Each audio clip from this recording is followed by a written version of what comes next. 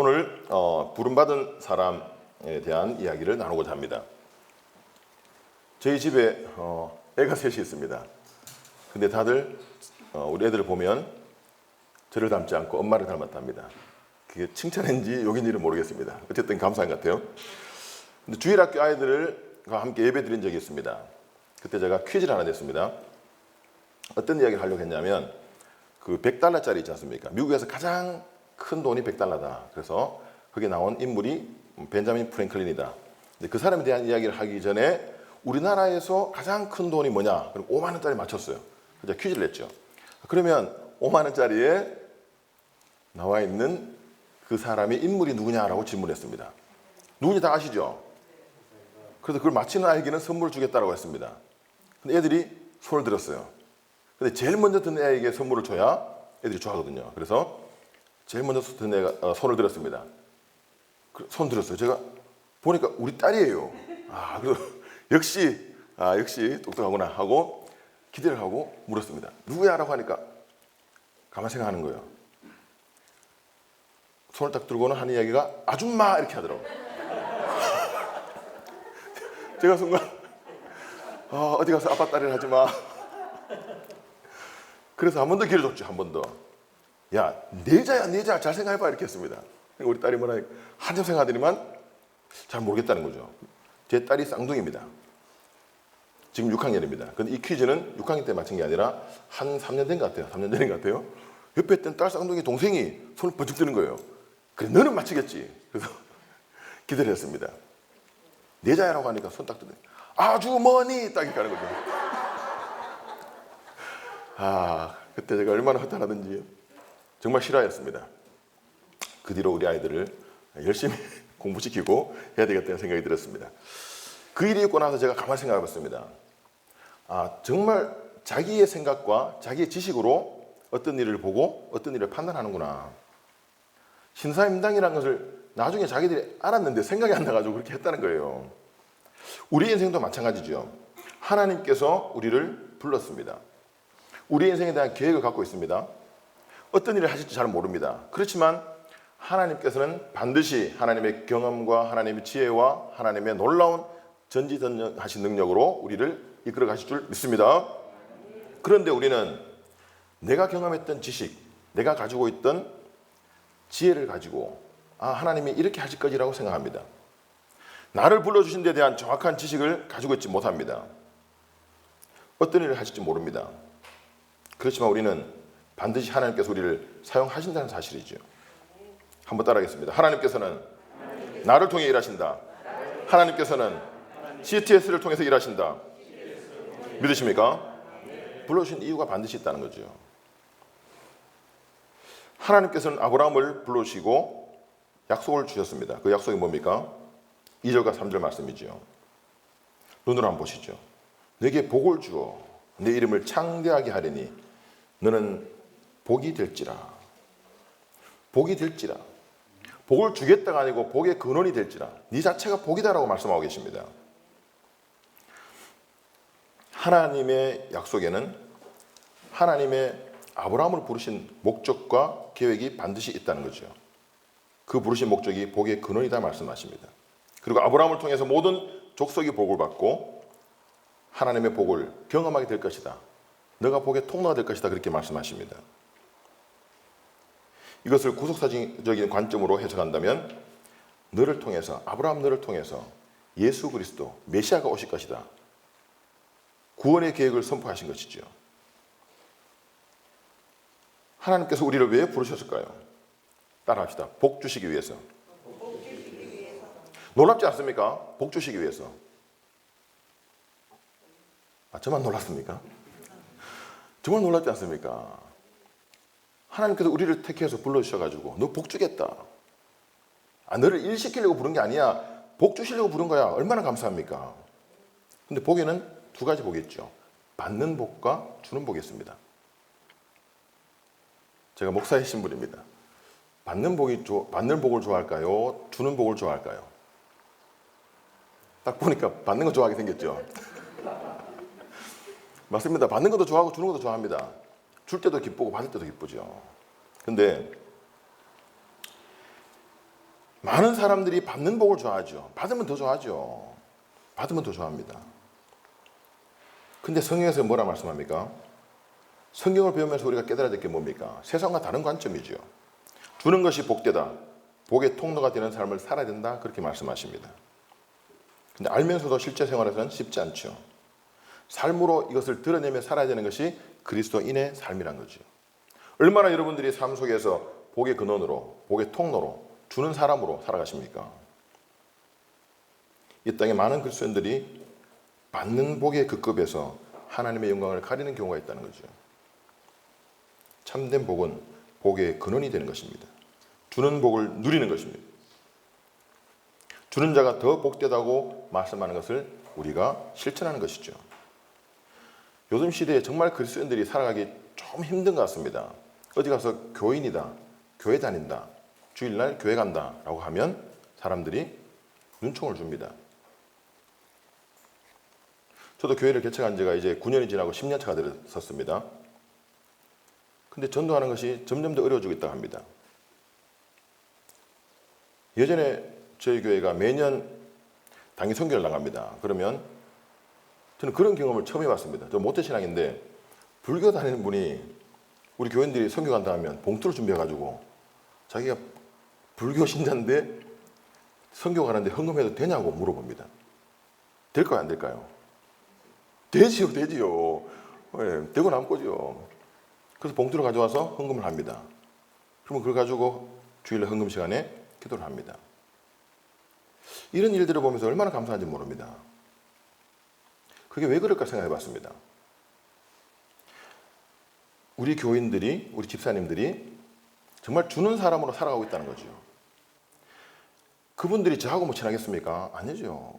제가 다니고 있는 은혜샘 교회를 뭐 잘 알겠습니까? 모릅니다. 근데 은혜샘 교회 성도들을 잘 아니까 그 성도들이 삶 속에서 베풀고 섬기는 모습을 보니까 감동받아서 자기는 교회를 못 갈지라도 교회가 나가서 좋은 일을 한다는데 이 자기가 번 돈을 가지고 써달라고 하는 거죠.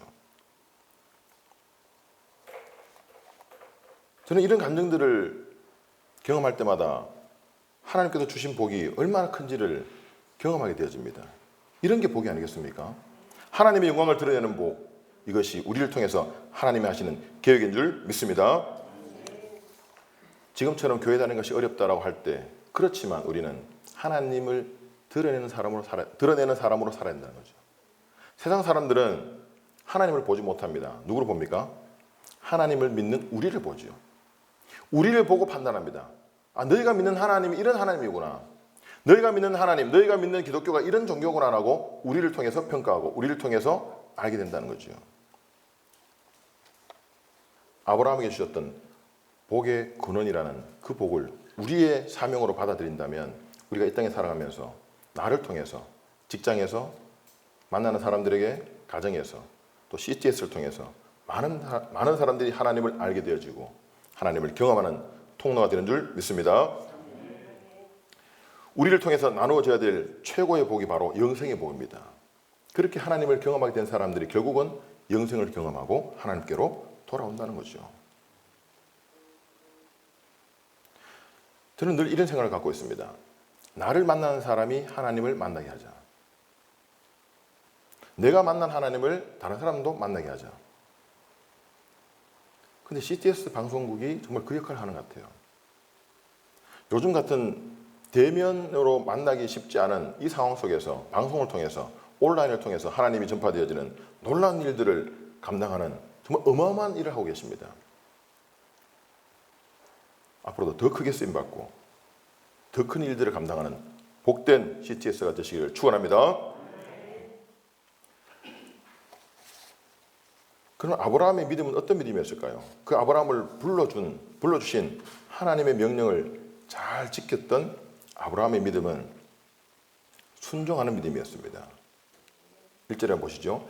여호와께서 아브라함에게 이르시되 너는 너의 고향과 친척과 아버지의 집을 떠나 내가 네게 보여줄 땅으로 가라라고 말씀합니다. 두 가지의 명령이 있죠. 떠나라라고 말씀합니다. 또 하나는 뭡니까? 가라는 거죠. 떠나가라. 믿음으로 사는 삶은 먼저 떠나야 됩니다.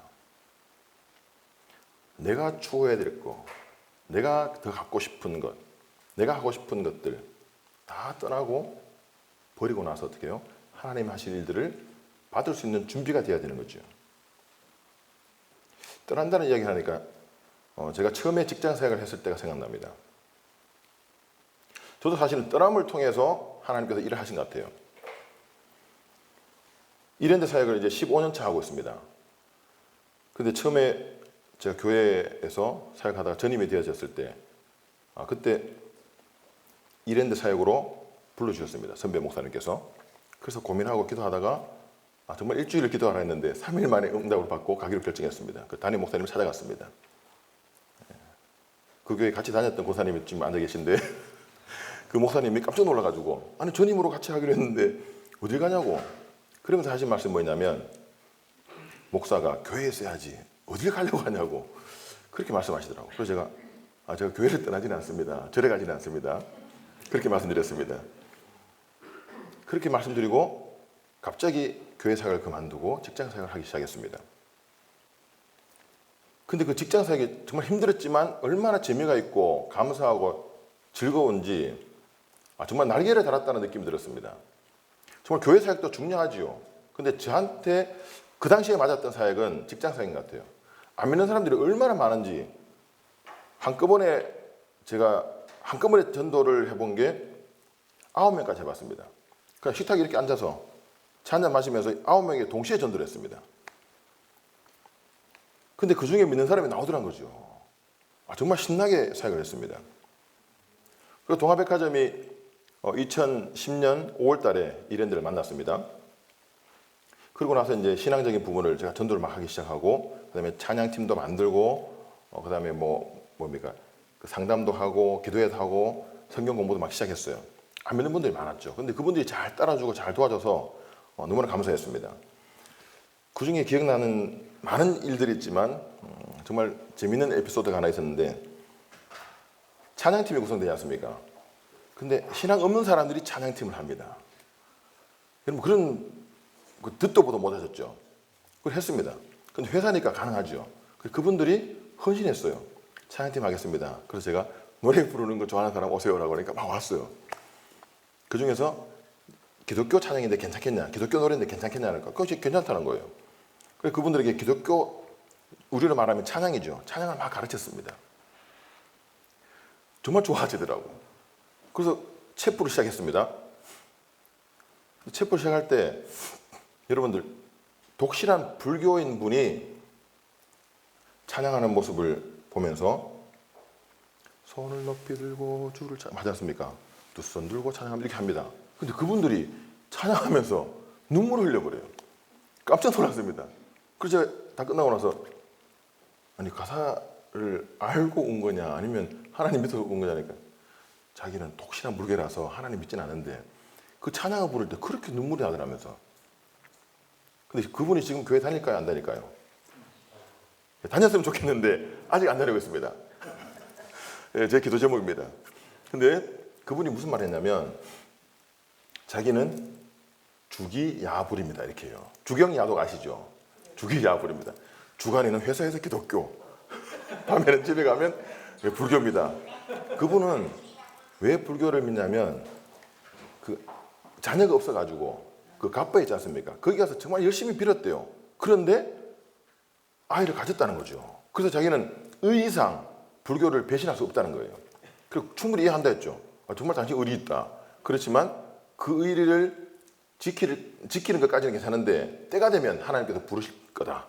그리고 내가 기도하겠다 이렇게 했습니다. 근데 지금까지 아직 교회는 안 나와요. 근데 정말 그분이 찬양할 때 정말 열심히 찬양하고 주기야불이라는 말을 자기 입으로 그렇게 하더라고요. 처음에 제가 못 알아들어가지고 그게 무슨 말이에요? 그러니까 목사님 저는 회사 오면 주간에는 기독교입니다. 근데 집에 가면 불교입니다. 그거 자기 괜찮다는 거예요. 그분 덕분에 찬양팀이 잘 만들어졌습니다. 너무나 감사하죠.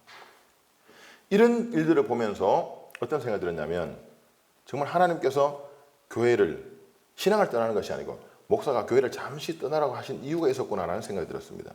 그 떠남을 통해서 하나님이 일하신 것을 보게 되어졌고 경험하게 되어졌습니다. 그래서 지금도 전도하면서 정말 하나님을 한 번도 못 만났던 사람들이 예수님 믿고 지금 저희 교회 집사의 직분을 받고 그렇게 신앙생활을 하고 있습니다. 이런 일도 있었습니다. 어떤 분이 처음 상담을 할 때 제가 목사라고 인사했습니다. 그분이 뭐냐? 그분이 어떻게 하냐면 저를 한참 쳐다보더라고요. 이렇게. 그걸 왜요? 그러니까 목사님들이 이렇게 생겼구나. 그 왜요? 그러니까 자기가 태어나서 40 몇 살이었는데 태어나서 처음으로 목사라는 사람을 바로 앞에서 처음 봤다는 거예요. 이럴 수가 있구나. 그동안 저도 사실 교회만 있었지 않습니까? 제가 직장생활 해본 것도 아니고 학교 다니고 교회 다니고 이렇게 하니까 안 믿는 사람들을 만나는 게 쉽지 않아요. 근데 그분들도 마찬가지로 안 믿는 사람들이 목사를 만나는 것도 쉽지 않아요. 그래서 목사가 다 이렇게 생겼구나라고 하길래 제가 그랬죠. 다 이렇게 생기지 않았어요. 저보다 더 착하고 선하게 생겼습니다. 이렇게 했습니다. 그분들에게 전도를 하는 거죠. 하나님께서 우리에게 사명을 주실 때는 떠나는 것에서부터 출발합니다. 그리고 가라고 하십니다. 떠난 이유에는 가라고 하시죠. 방해하는 모든 것에서부터 떠나야 됩니다. 하나님의 사역을 감당하는 그 모든 일들 앞에 방해가 된다면 다 버리란 거죠. 아브라함도 버렸습니다. 하나님께서 아브라함에게 가장 먼저 요구한 것이 떠나란 거죠. 아버지 집을 떠나란 거죠. 고향 친척 아버지 집을 떠나란 거죠. 하나님을 믿기 쉽지 않은 그 상황들을 떠나는 겁니다. 물론 그분들도 전도해야 되겠지만 하나님의 큰 계획 속에서 떠나라고 말씀하십니다. 그리고 하나님께서 우리가 모르는 방식으로 우리가 경험해보지 못한 삶의 방식을 통해서 새로운 일에 도전할 수 있도록 인도를 해 주셨습니다. 복의 근원이 되는 삶을 살기 위해서는 우리 각자가 떠나야 할 것이 무엇인가를 생각하고 그것을 놓고 결단을 해야 되는 거죠. 사도 바울도 에베소서에서 이렇게 말씀합니다. 유혹의 욕심을 따라 썩어져가는 옛사람의 욕심을 벗어버리라 말씀하고 있습니다. 벗어버리는 거죠. 신앙생활이 떠나는 것에서부터 시작되어질 때 그 다음은 뭐가 보입니까? 가야 할 목표가 보인다는 거죠. 가야 될 목표가 보인다는 거죠. 신약의 표현대로 하면 표대죠. 표대. 그게 보인다는 겁니다. 하나님께서는 떠나고자 한 아브라함에게 내가 너에게 보여줄 땅으로 가라고 말씀하십니다. 우리에게 다 보여주지 않습니다. 하나님께서. 필요한 만큼만 보여주십니다. 그걸 보고 한 발짝 한 발짝 가는 거죠. 아브라함이 그 당시에 무슨 네이버 지도가 있었습니까? 없었잖아요. 그럼에도 불구하고 가라는 땅을 그냥 가는 거예요. 그냥 가는 겁니다. 그게 믿음입니다.